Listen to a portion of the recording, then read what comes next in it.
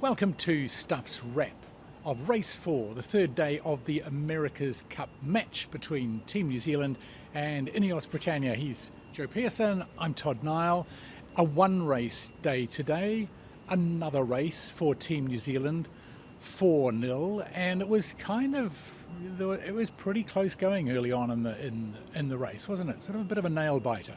Well, there was none of the drama of yesterday where they almost collided, which would have been absolutely insane. No, they almost avoided each other in a way today, trying to find their own route to the start. And I think we almost saw Team New Zealand lead Britannia away, almost to the edge of the boundary of the course, and then swerve back around straight to the start line. But they were still sort of clashing throughout that. I mean, clashing in a sailing term, I guess. You know, they were crossing each other's paths quite a few times throughout the first few legs, and it was close between them. They were swapping the lead, and the Brits protested twice in vain again, feeling they were justified in doing so, but the umpires saying no again, because I don't think they've had a successful protest yet in this match race. No, they certainly haven't.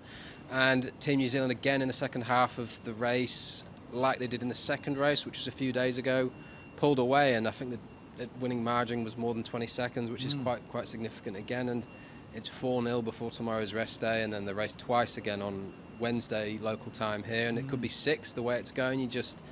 Nothing seems to be going right for the Brits. Yeah, and although to be fair, it was really close in that first race, like the first leg, they get to the first mark and Team New Zealand just manages to tack in front of the Brits.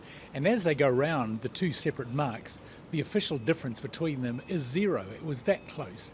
But as you say, leg by leg, a few seconds more, and they just built it out to quite a healthy lead. As you mentioned, of course, none of that drama at the start, but there was a bit of off-water drama, if you like, today with a curious sort of post-mortem discussion between the two teams and the umpires in the courtyard outside the media centre as they worked through exactly how the umpires and why they penalised Ineos Britannia in that near collision the day before. So obviously it's still not resolved in some people's minds, even though it is with the umpires. Well, the Brits still feel as though their grievances are justified. They keep complaining about the decisions that aren't going for them, but the umpires keep backing their decisions, which aren't going for the Brits at all. And this morning was frenetic. Like normally we have sort of more relaxed, shall we say, 2 or 3 hours before the chaos of the racing begins and our work really starts. But what normally happens is they have a race briefing at about 11 o'clock, so about 3 hours before racing.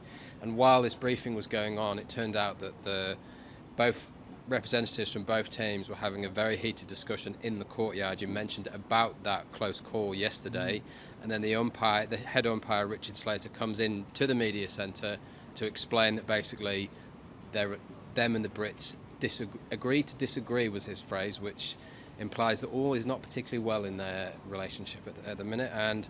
But do we hear winning teams complain about the umpires? No. Do we hear losing teams complain about the decisions of officials, referees, whatever? Yes, you always do. And I think neither of us really know sailing well enough, to be honest, to know if their grievances are justified. But they're 4 down and complaining about the umpires. It's not really a good look either way.